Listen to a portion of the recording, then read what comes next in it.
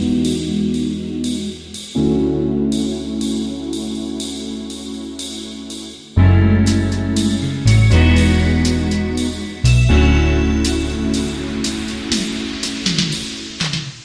morning, everyone. My name is Margaret Carlin, and I am the founder of TooWell, which is a technology-focused consulting firm that is looking to simplify safe drinking water throughout the United States.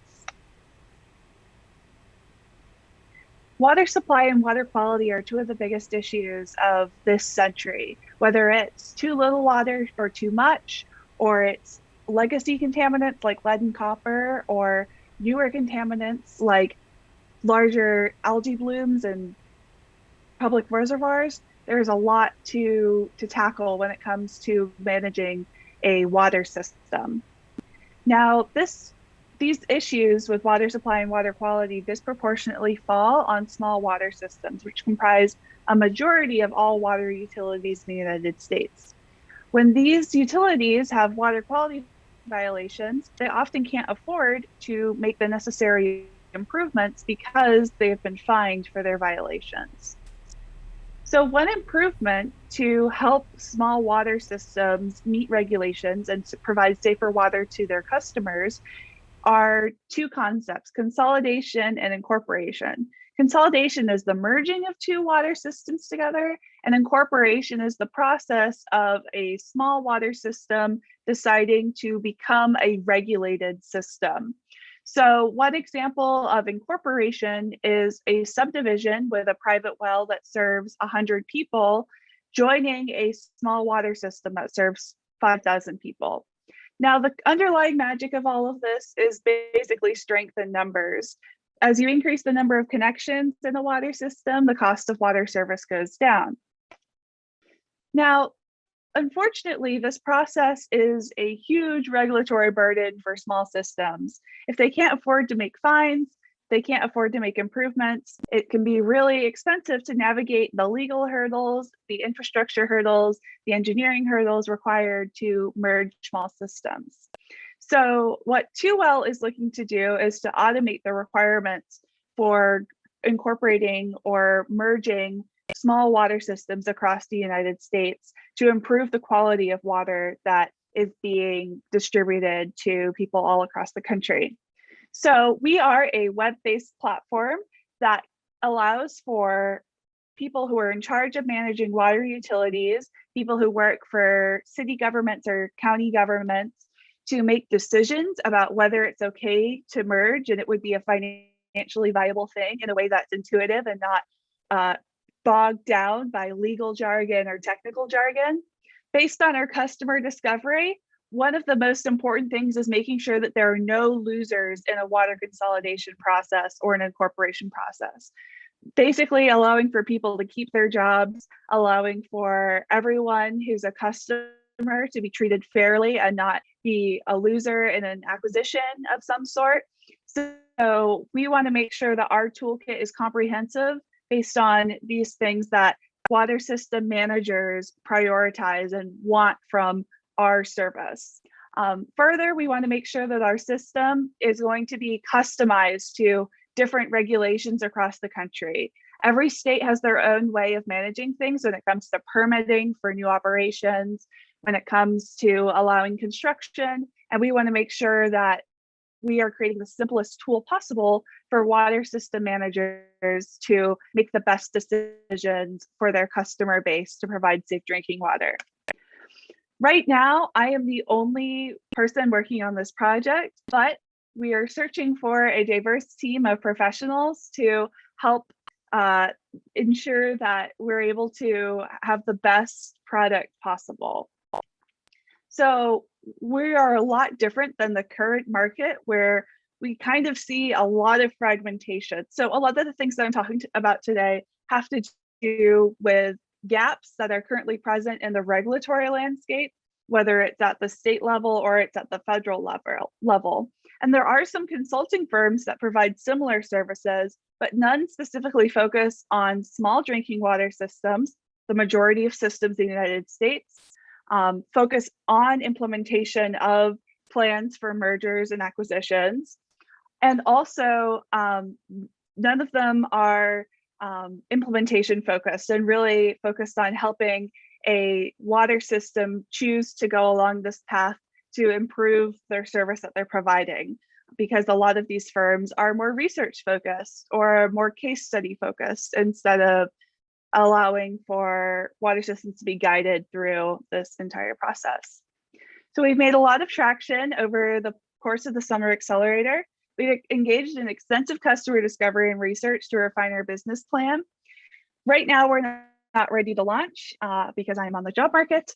And we see our tool as a guarantee of safe water for small systems and an organizational innovation to prevent water quality violations and deliver on the promise of the human right to safe water. Thank you so much. Excellent. Any questions? Hey, Margaret, this is David. Could you detail like the kinds of people that you're hoping to bring onto your team? Like what one or two people are you really in search of?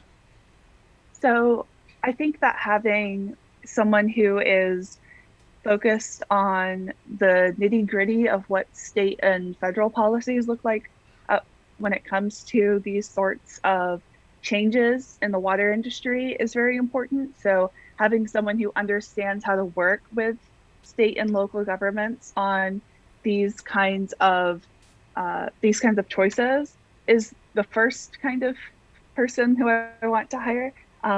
But I'm also would be looking for someone who would kind of be in a grant writer role who would help small systems with funding because there is a system under the federal government for water systems to make changes that's called the Drinking Water State Revolving Fund. But Mhm. there's really limited amount of money that's available. It's increased recently. It's hopefully will increase in the future under the infrastructure bill that's up for debate right now. And unfortunately, that requires a lot of resources for writing grants and for helping small water systems. So those are the two people, someone who's great at navigating government, someone who's great at navigating grants and helping water systems secure funding. Great. Looks like there's a link in the chat that might be helpful for you, Margaret. Great, thank you.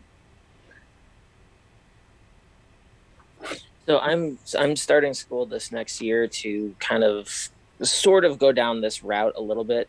How like so for like land usage rights and like downstream rights, is that going to depend on like who you find for legality reasons? Because that seems to be like the trickiest hurdle to cross for something like that. And it seems like not a lot of lawyers want to even touch it, is what I'm seeing. Do you have like, is it just going to depend on who you can find to do that, or do you have some other idea how to tackle that? So there are two aspects to that question. So the first is that the business that I am looking to start is focused on purely on like the volition of states and counties that want water systems to consolidate because this is kind of direction that's coming from above that state and counties can be a little bit resistant to until they see the financial reality. So we want to be able to present this is a great way to reduce costs and improve the quality of your drinking water system. So we're not necessarily focused on people wanting to do it or not, because it really is more of a voluntary aspect that is necessitated by regulation. The second aspect of that is water rights, which differ depending on where you are in the country.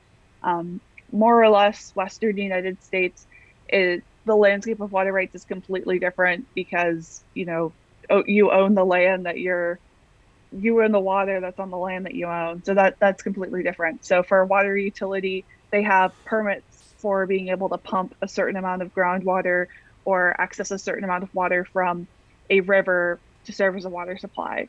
In the East, it's a little bit different because we have a lot more water out here. I'm based in Virginia right now. I normally live in Iowa.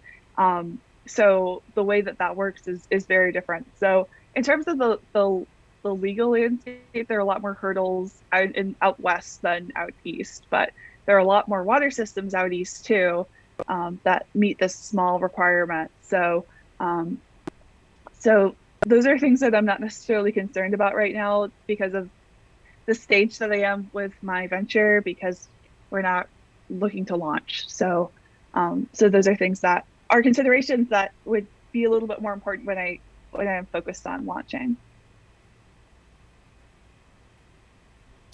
Margaret, thank you for your presentation. I obviously, I don't obviously, you don't know me, but I really love that this is mission driven. I think this is really such a creative way to solve a huge problem.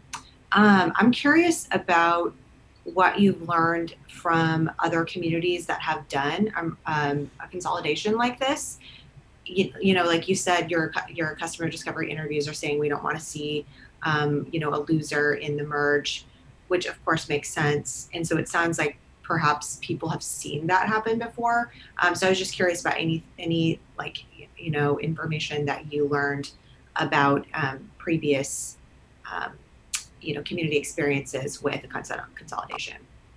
Absolutely. So one of the reasons why I got interested in consolidation and incorporation is talking with people who work with small water systems across the country prior to my participation in the Startup Accelerator.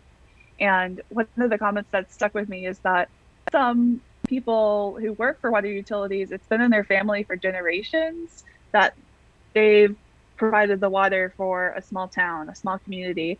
And you know, they take a lot of pride in doing that. So the idea of consolidating is something that, even though it would improve the service that they're giving and it would increase revenue, they are very resistant to it because it's a matter of personal pride. So that's one of the reasons why I want to focus on the no losers aspect, because I know that there is a place for everyone who works at a water utility.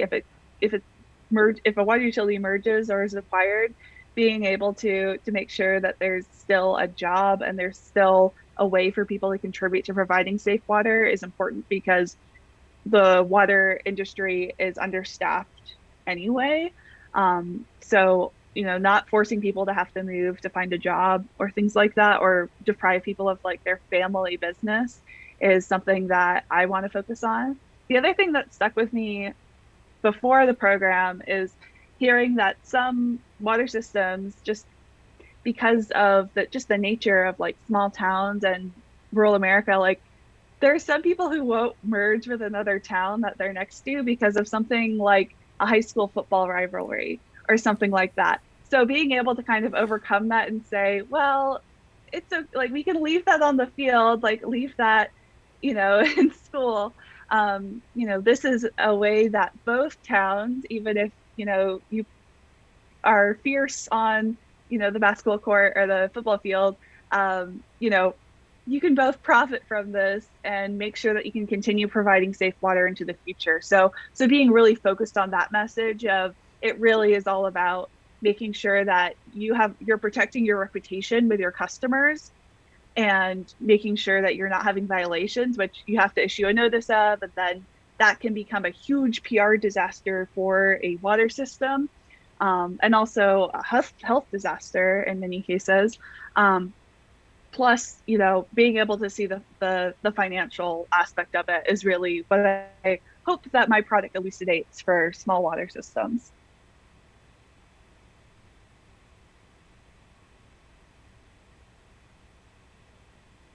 Any other questions?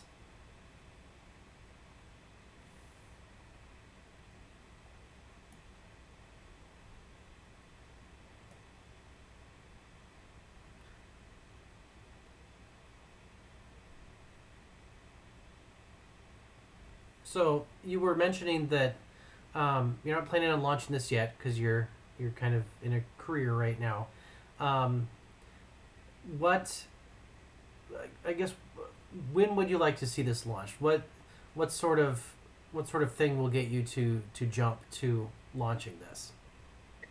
So at the moment, because of where I am, I'm graduating and I am looking to actually work with a lot of the consulting firms that I've highlighted in this presentation.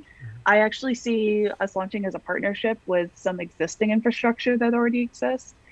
because I think that our product would be a lot stronger as an arm of a water tech company, gov tech company like 120 Water Audit, which helps large water systems stay compliant with regulations. They're completely focused on large systems, so helping them expand to small systems is one pathway. Another consulting firm to partner with, Corona Environmental, they have a really great tool for helping water systems just look at the geographic element of, would it be smart to merge? Like, is it worth laying pipe to be able to connect water systems? So I think that harnessing a tool like that would be also really important. So right now I'm more focused on being able to pitch this to an existing firm instead of starting my own firm, because I think that at where I am in my career, because I'm pretty young and I'm really just been in academia for a very long time, I want to focus on making a change in the industry first, whether it's working in consulting or in government, to kind of help this become more of a norm than something that is exceptional. Sure. Very nice. Any other questions?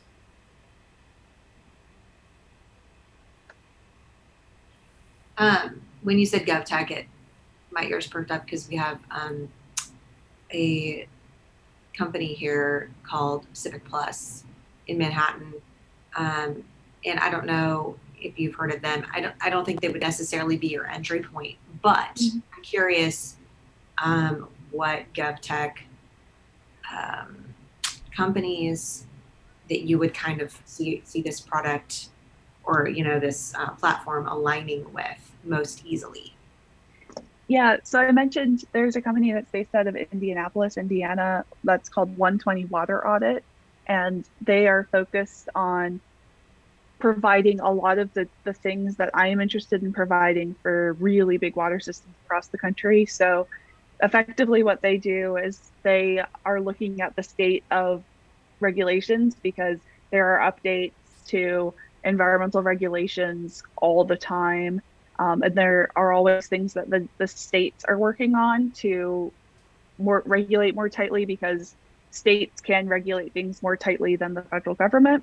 So what they do is kind of provide a software platform for water systems to make sure that they're staying in compliance, and help them navigate the regulatory side of things. So they're a company that I'm really interested in. They don't have a lot of focus on like the engineering or the water quality aspect. So that's kind of one of the things that, like, I really admire their company. I think that like their team of founders is really incredible, and they've made a huge difference in the water industry. So they're kind of a peer company that I would really love to partner with. Nice. Yeah. So have you reached out to them at all? No, because I'm applying for jobs there. So it's kind of like, that's kind of my biggest problem with customer discovery right now, is there's like a little bit of a conflict of interest in some of my my choices, because so I haven't done a lot of work trying to get their attention. So so we'll see what happens after I graduate with that. But yeah, everything's kind of on hold with TooWell, because at the beginning of the summer I was feeling very ready to launch, but then I decided that I wanted to finish my degree, and things have changed. So yeah, that happens. Nice. Any other questions before I ask our traditional final question here at 1MC Iowa City?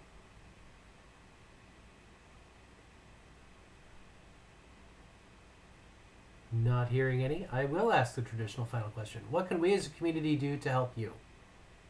So it's not necessarily helping me, it's helping everyone here. So I would love for everyone to learn about where their water comes from, what their utility is up to, and look at any recent reports that have come out from your water utility, because it's required that if you're on a public water system, they tell you every year what they're in compliance with, if they've had any violations. So I would encourage you to learn about that. Even just learning like knowing, if you're in Iowa City, for example, like I'm on campus, my water comes from the Iowa River.